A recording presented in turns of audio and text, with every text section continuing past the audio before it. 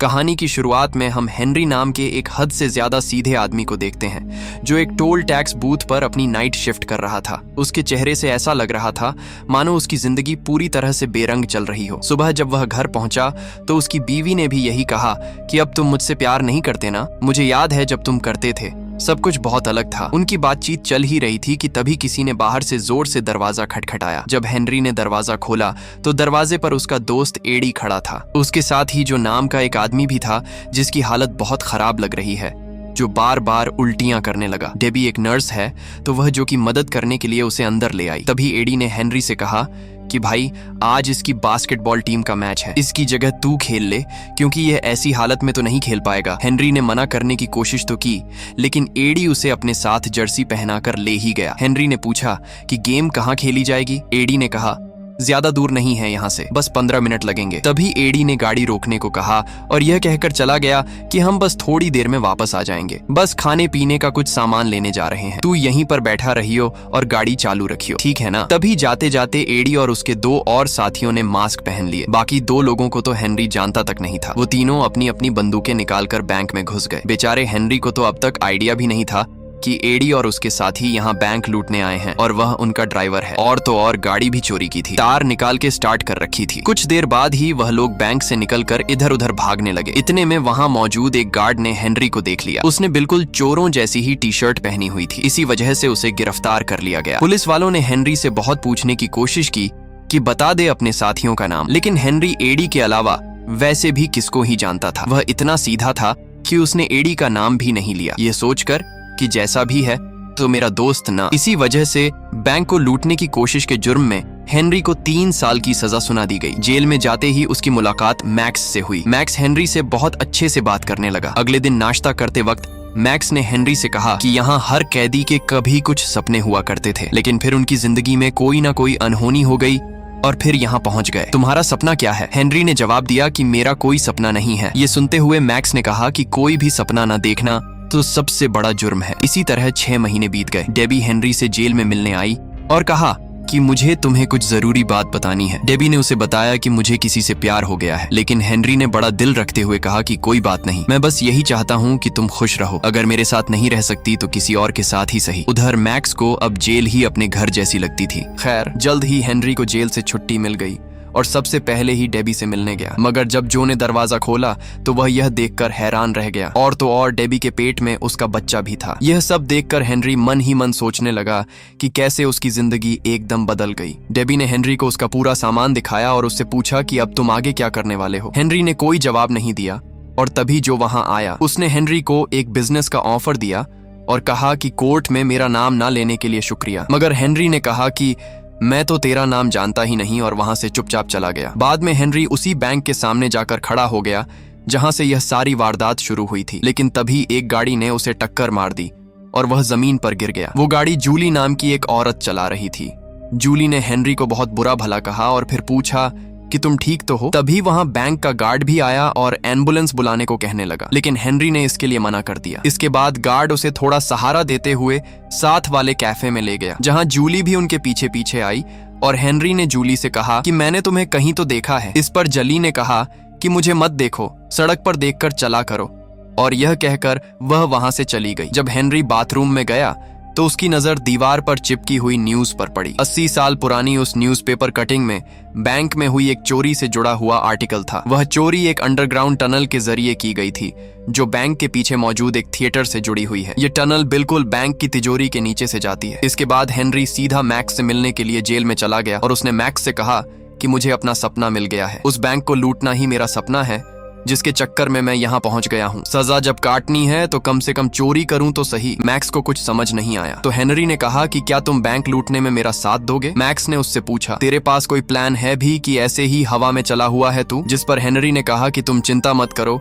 एकदम top class plan है मेरे पास। ये सब होने के बाद हेनरी थिएटर में चला गया और वहीं जूली भी अपने नाटक की रिहर्सल कर रही थी। जूली को नाटक करते समय उसका डायरेक्टर काफी डांटने लगा और कहने लगा कि तुमसे नहीं हो पाएगा यह सब। जिसके बाद जूली गुस्से में कॉफी पीने चली गई। जाते जाते उसने हेनरी से कहा कि कहीं तुम मेरा पीछा तो नहीं कर रहे। हेनरी ने मना कर दिया और उसके पीछे कॉफी शॉप तक चला गया। वहां कॉफी पीते पीते हेनरी जूलिया की एक्टिंग की तारीफ करने लगा। तभी जूली ने हेनरी से कहा कि उस एक्सीडेंट की कंप्लेंट न करने के लिए थैंक्स, और दूसरी तरफ जेल में मैक्स ने भी पैरोल अप्लाई कर दिया। कुछ सवाल पूछे जाने के बाद उसे भी छुट्टी दे दी गई। हेनरी ने मैक्स को पहले ही समझा दिया था कि ऑफिसर्स के सामने कैसे पेश आना है। जब हेनरी उसे जेल के बाहर लेने आया तो मैक्स उससे पूछने लगा कि तुम्हारी गाड़ी कहाँ है। हेनरी ने कहा कि मेरे पास गाड़ी नहीं है।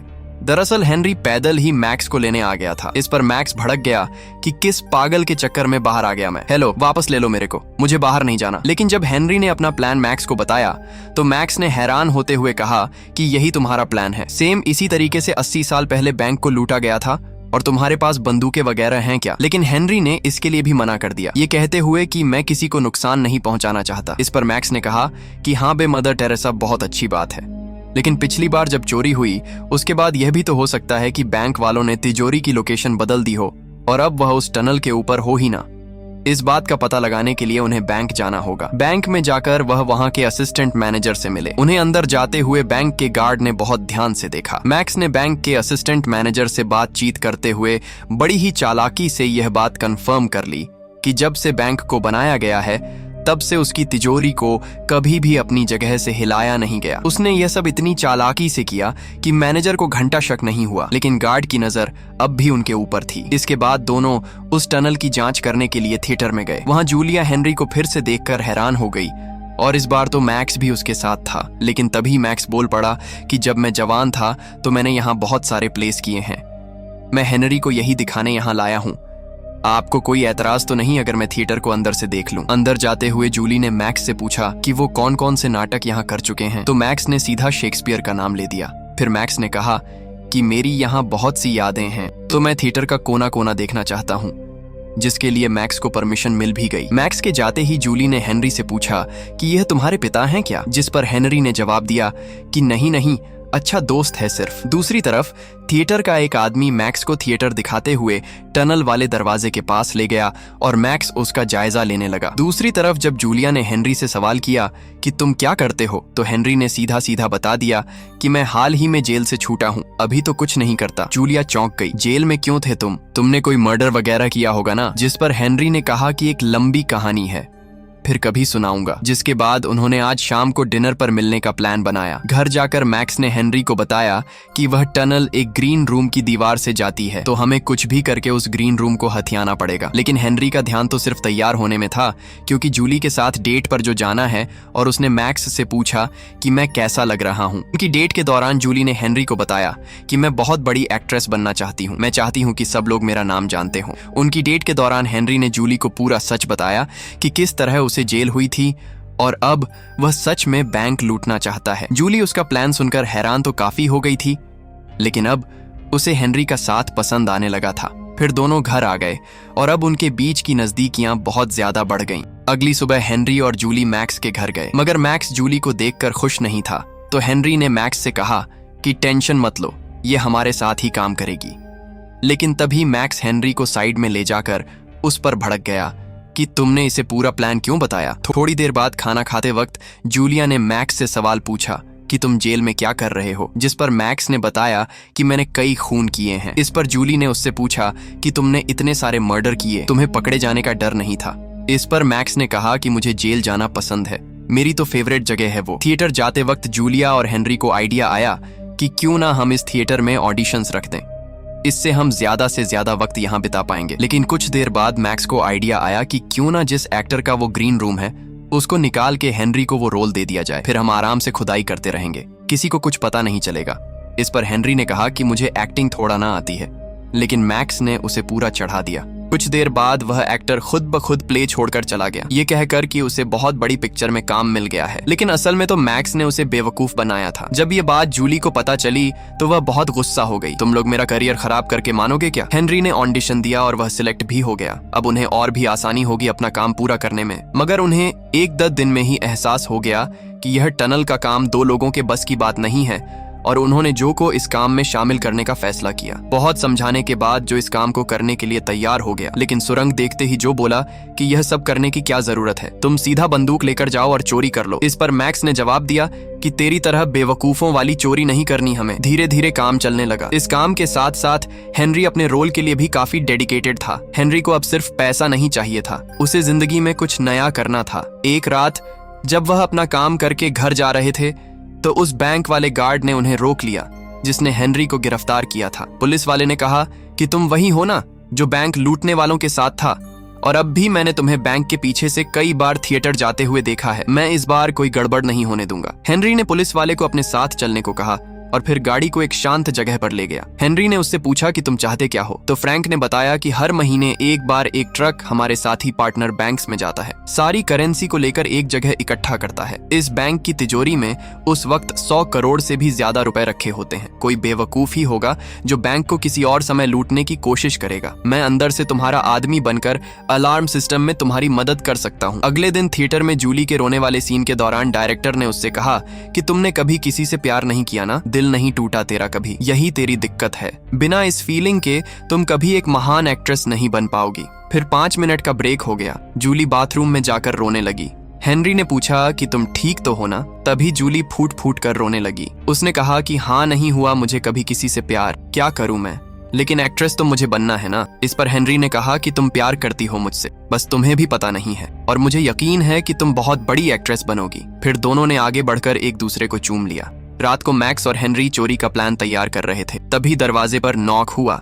हेनरी ने जैसे ही दरवाजा खोला तो उसने देखा कि जो और एडी खड़े थे, जो को देखकर ऐसा लग रहा था मानो उसकी छिताई की गई हो। तभी एडी ने हेनरी से कहा कि जो ने मुझे सब कुछ बता दिया है और अब मैं भी तुम्हारे प्लान में शामिल हूँ। लेकिन मैक्स को एडी बिल्कुल पसंद नहीं आया। उसने हेनरी से पूछा, कौन है यह नमूना? एडी कहने लगा कि मुझे सब कुछ पता है, इसीलिए अब तुम्हारे पास कोई चारा नहीं है। मैक्स ने दोबारा पूछा कि कोई मुझे बताएगा ये उल्लू का पट्टा है कौन? लेकिन एडी तिलमिलाकर कहने लगा कि मैं इस प्लान में अंदर हूँ और तू बाहर बुड्ढे। मैक्स ने उसे सीधे तौर पर वहां से जाने के लिए कहा, लेकिन एडी ने मैक्स को दोबारा से बुड्ढा कहकर चिढ़ाया। तो इस बार मैक्स को गुस्सा आ गया, तो वह एडी की तरफ उसे मारने के लिए बढ़ने लगा, लेकिन हेनरी ने जैसे तैसे बीच बचाव किया। अगले दिन मैक्स और हेनरी थिएटर गए तो उन्हें पता चला कि उनका शो बस कुछ ही दिन में हो जाएगा, और इस बात से वह दोनों परेशान हो गए। हेनरी ने कहा कि मुझे नहीं लगता कि अब हम चोरी कर पाएंगे। दरअसल वह भी अब जूली से प्यार करने लगा था। चोरी करके उन्हें यहाँ से भागना पड़ेगा, लेकिन अब वह जूली से दूर नहीं जाना चाहता। तभी मैक्स ने हेनरी को पकड़कर कहा